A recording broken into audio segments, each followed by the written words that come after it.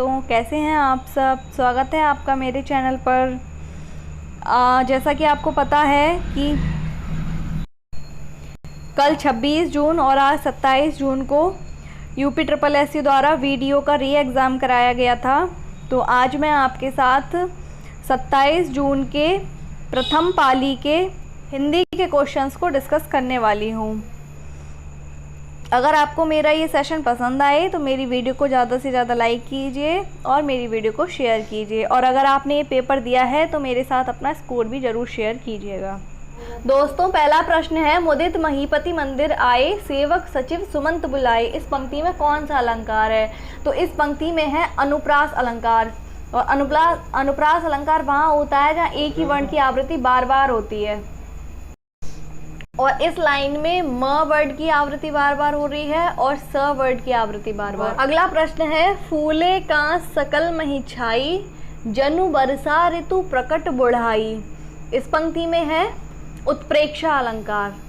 उत्प्रेक्षा अलंकार की पहचान होती है कि जनु, जानू, मनु, मानु ऐसे शब्द आते हैं। अगला प्रश्न है, किस वाक्यांश के लिए प्रयुक्त शब्द सार्थक नहीं है? तो इसका सही ऑप्शन है, जो सब कुछ जानता है वह बहुज्ञ नहीं होता है, वह सर्वज्ञ होता है। जहाँ जाया न जा सके वह होता है अगम्य। अगला प्रश्न, उन्मीलन शब्द का विलोम शब्द क्या है? उन्मीलन शब्द का विलोम शब्द है निमीलन। अगला प्रश्न, राम को रूप निहारति जानकी, कंकन के नग की परछाई। पंक्ति में कौन सा रस है? यहाँ पर है श्रृंगार रस। अगला प्रश्न है, निम्नलिखित में से किस रस का स्थायी भाव रति है? तो रति होता है श्रृंगार रस का स्थायी भाव। चलते हैं अगले प्रश्न की ओर। अगला प्रश्न, प्रश्न नंबर 8 है, किस विकल्प में सभी शब्द परस्पर पर्यायवाची हैं? तो इसका सही उत्तर है वृक्ष, द्रुम, बिटप।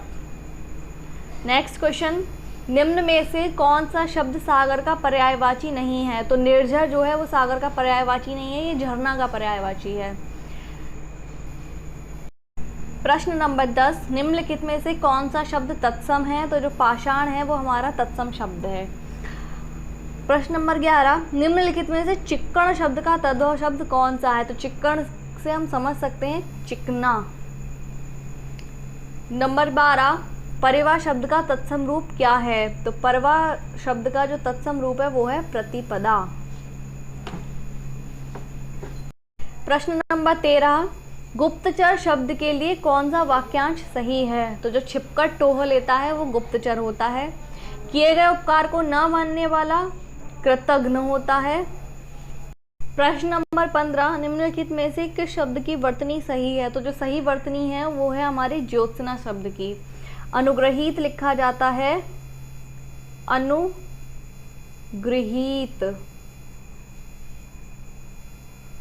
इस तरह से। और उन्नति नहीं होता है, उन्नति होता है, इस तरह से लिखा जाता है। और कनिष्ठ नहीं होता है, कनिष्ठ होता है, यहाँ पर ट की जगह ठ होगा। प्रश्न नंबर 16 है हमारा, हाथ कंगन को आरसी क्या, लोकोक्ति का अर्थ क्या है? तो इसका सही उत्तर है प्रत्यक्ष को प्रमाण की आवश्यकता नहीं है। मनगढ़ंत, शिष्टता और घबराहट, इन शब्दों के लिंग बताइए। तो ये है पुल्लिंग, स्त्रीलिंग और स्त्रीलिंग। एक लाठी से हाँकना मुहावरे का क्या अर्थ है? ये हमारा प्रश्न नंबर 18। तो इसका सही उत्तर है अच्छे बुरे में अंतर न करना। कौन सा शब्द तद्भव है? इसका सही उत्तर है खजूर। अगला प्रश्न है, इनमें से एक वचन बहुवचन का कौन सा युग्म सही नहीं है? तो आंसू और आंसुओं, ये सही नहीं है। प्रश्न नंबर 21, निम्न में से समिति शब्द का बहुवचन क्या है? तो समिति शब्द का बहुवचन होगा समितियां, ऑप्शन नंबर ए। चलते हैं अपने नेक्स्ट क्वेश्चन की ओर। प्रश्न नंबर 22, श्रुतिसम भिन्नार्थक शब्द युग्म आकार और आगार का उचित अर्थ है? तो आकार का सही अर्थ होता है आकृति और आगार का सही अर्थ होता है धाम, इसलिए हमारा ऑप्शन नंबर ए सही हो जाएगा। प्रश्न नंबर 23, निम्नलिखित में से मिश्र वाक्य का उदाहरण कौन सा है? तो मिश्र वाक्य का उदाहरण है, यह वही भारत देश है जिसे कभी सोने की चिड़िया कहा जाता था। ये जो शब्द जुड़ गया जिसे, ये बता रहा है कि यह मिश्र वाक्य है। तो दोस्तों अगला प्रश्न है हमारा, निम्नलिखित दोनों वाक्यों की संपूर्ण शुद्धता के विषय में कौन सा विकल्प सही है। तो पहला वाक्य है, हमको हमारे पूजनीय महानुभावों का सदा सम्मान करना चाहिए, और दूसरा वाक्य, उसे मृत्युदंड की सजा दी जानी चाहिए थी। तो ये दोनों ही वाक्य हमारे पूर्णतः अशुद्ध हैं। क्यों अशुद्ध हैं? क्योंकि शब्द पूजनीय नहीं होता है, पूजनीय होता है। क्या होता है? पूजनीय। ये सही शब्द है, यहाँ पर पूजनीय का उपयोग नहीं होगा। और दूसरे वाक्य में अशुद्धि क्या है? उसे मृत्युदंड की सजा दी जानी चाहिए। तो मृत्युदंड अपने आप में ही सजा है, तो ये सजा शब्द यहाँ पर नहीं आएगा, इसलिए ये दोनों वाक्य ही अशुद्ध हैं। चलते हैं अपने नेक्स्ट प्रश्न की ओर। गाल बजाना मुहावरे का अर्थ क्या है? तो गाल बजाना मुहावरे का अर्थ है डींग मारना। अगला प्रश्न है, किस विकल्प में शब्द युग्मों का अर्थ भेद सही है? तो अपरा और अपार, इनका अर्थ सही है। अपरा का अर्थ होता है दूसरी, और अपार का अर्थ होता है जिसे पार न किया जा सके, इसलिए ऑप्शन नंबर सी सही हो जाएगा। चलते हैं नेक्स्ट क्वेश्चन की ओर। प्रश्न नंबर 27, अनुकरणीय शब्द में कौन सा प्रत्यय लगा है? तो अनुकरण में ई जुड़ गया है, तो ये है ऑप्शन नंबर डी। नरेश घर गया, उसने माँ को देखा, वाक्य संश्लेषण द्वारा निर्मित संयुक्त वाक्य होगा, तो इसका सही उत्तर होगा नरेश घर गया और उसने माँ को देखा। तो सही ऑप्शन है क्वेश्चन नंबर 28 का सी। आगे के 5 प्रश्न हमारे गद्यांश से पूछे गए हैं। गद्यांश आपने स्वयं पढ़ लिया होगा, मैं आपको डायरेक्ट क्वेश्चंस की तरफ ले चलती हूँ।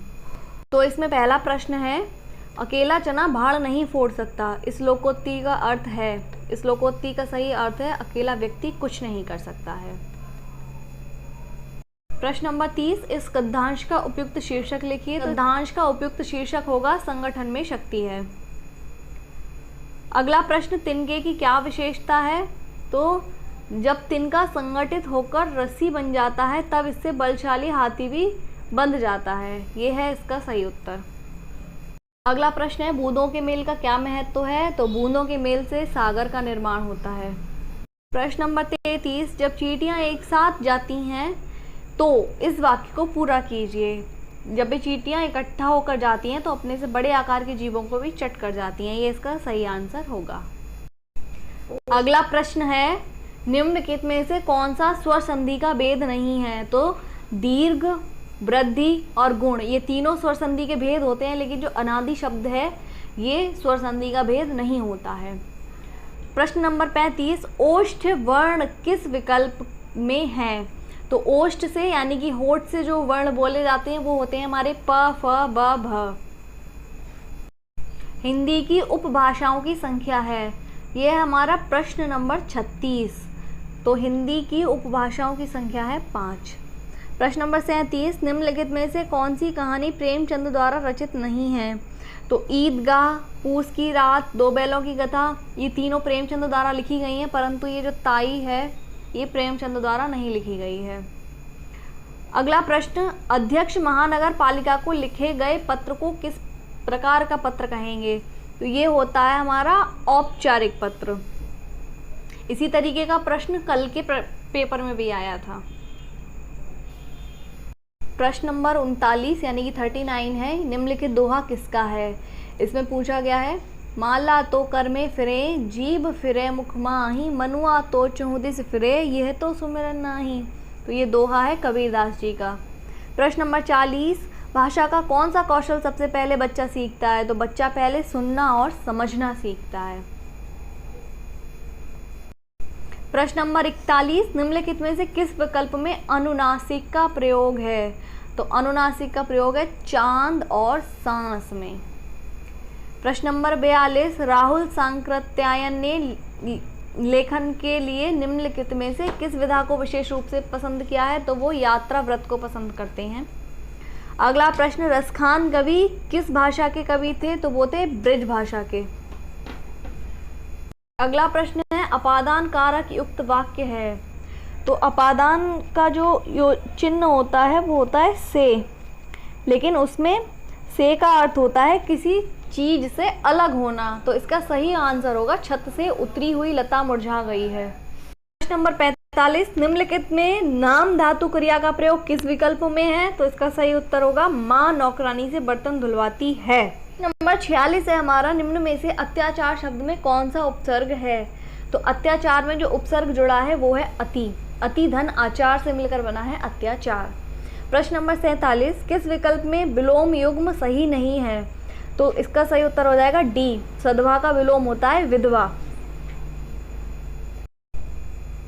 प्रश्न नंबर 48 है हमारा, यथाशक्ति का सही विग्रह क्या होगा? तो इसका सही विग्रह होगा शक्ति के अनुसार।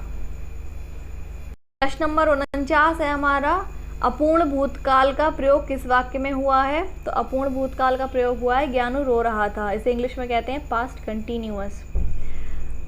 प्रश्न नंबर 50 और आज के सेशन का लास्ट, अभीष्ट का सही संधि विग्रह है? तो अभीष्ट का सही संधि विग्रह है अभिधन इष्ट। इसी के साथ हमारे 27 तारीख के हिंदी के प्रश्न समाप्त होते हैं। मिलते हैं हम आपसे अगले सेशन में। हमारे साथ जुड़े रहने के लिए आपका बहुत बहुत धन्यवाद।